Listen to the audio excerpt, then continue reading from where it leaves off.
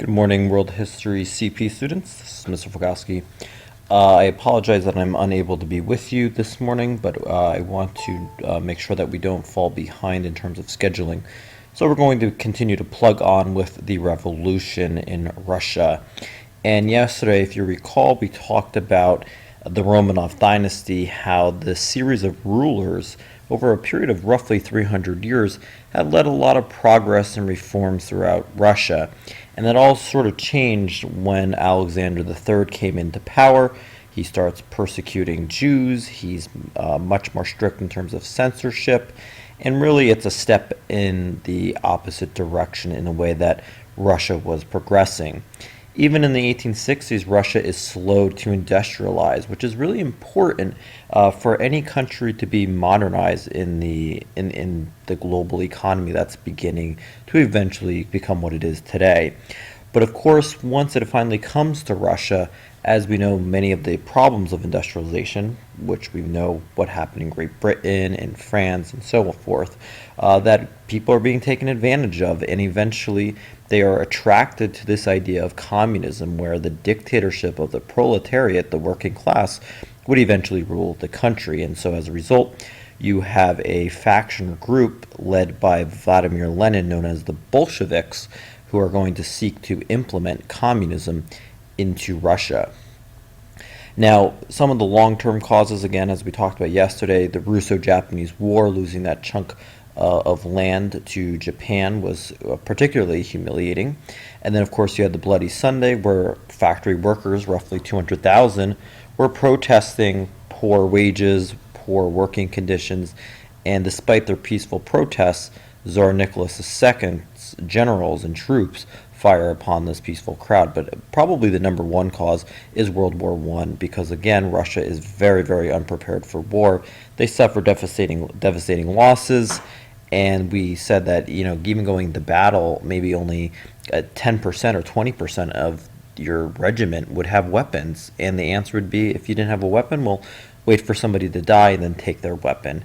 And in all, Russia suffers about 30% of all World War I deaths on the Allied side, and so they suffer about 4 million casualties in all.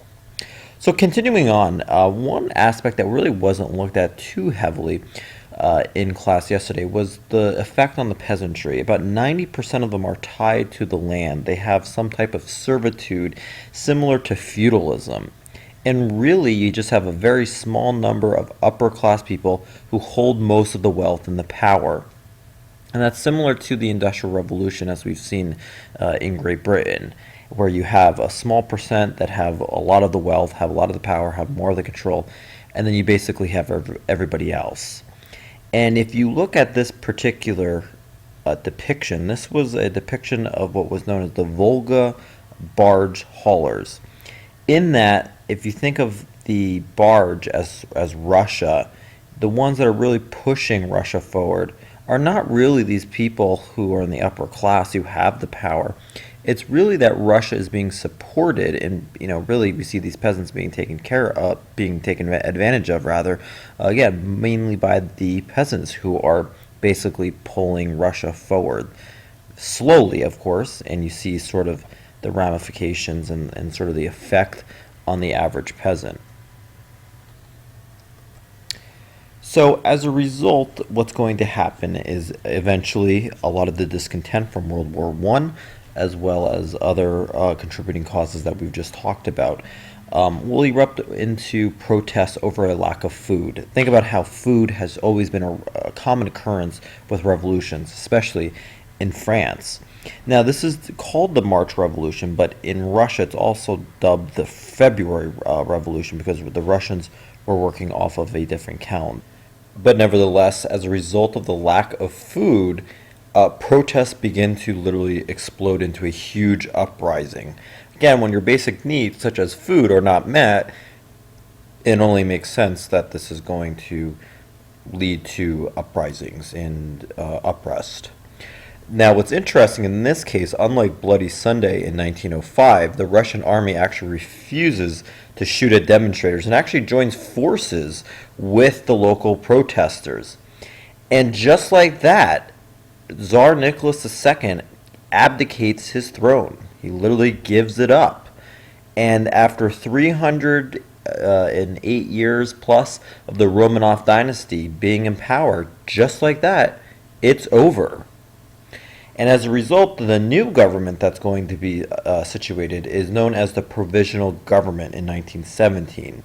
Now, keep in mind some of the major causes of why Russians are upset, mainly World War I and the lack of food. But the problem with the new provisional government that's going to be headed by Alexander Kerensky, he decides, hey, let's continue fighting World War I.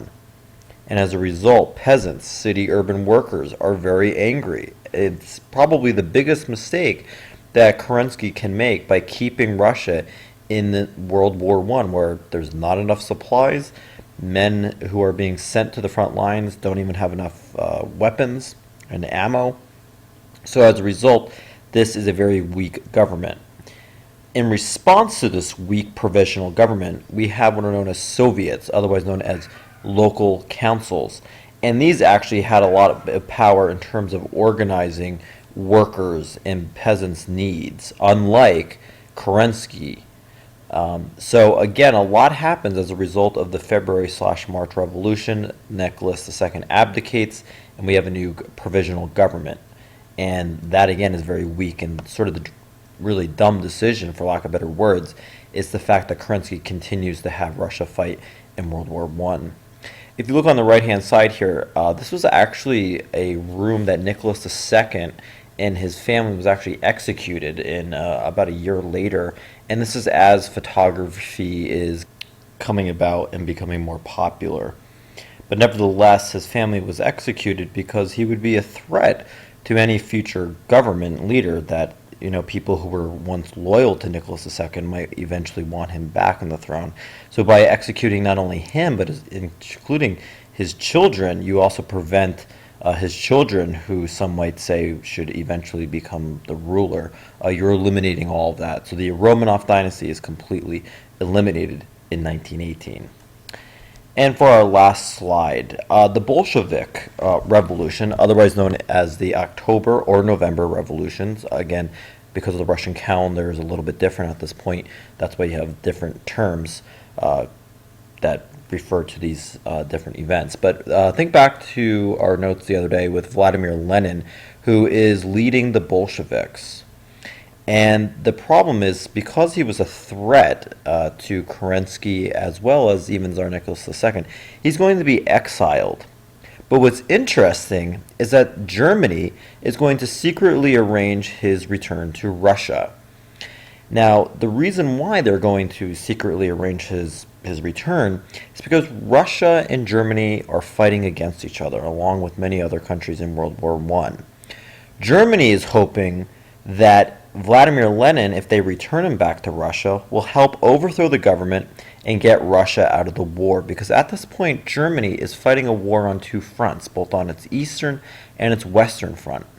And they were hoping that if Russia is out of the war, because Vladimir Lenin's going to come about and end the war and overthrow the government, Russia will pull out. And so Germany will only have to worry about fighting a war on just the western front as opposed to the eastern front. So essentially what's going to happen is armed workers, again keep in mind the Industrial Revolution context here, from the factory are going to storm the palace where Kerensky is living, this provisional government. And these workers who storm it are going to call themselves the Bolshevik Red Guards. And they literally take control of the government offices, they arrest leaders of the provisional government, they even get rid of Kerensky. And within days, they are going to put Lenin in power. And Lenin has this very widespread appeal in terms of the slogan called Peace, Land, and Bread. And it really responds to the needs of the Russian people for the first time. The slogan of peace with World War I.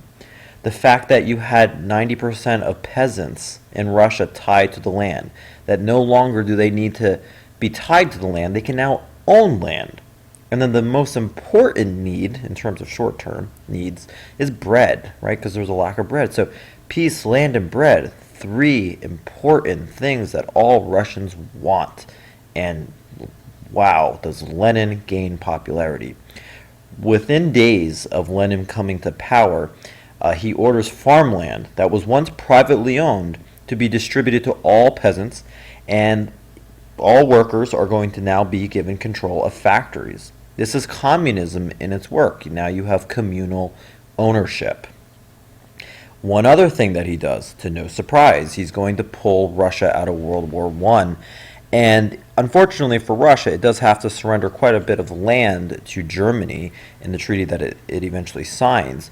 But nevertheless, it's very big because it responds to the needs of the people. So just to quickly recap, when Lenin returns from exile, he will start the Bolshevik Revolution. This happens in the month of October, November. Again, the Russian calendar is different, so this is known as 3 different types of revolutions. But again, his slogan is going to be, gain widespread appeal.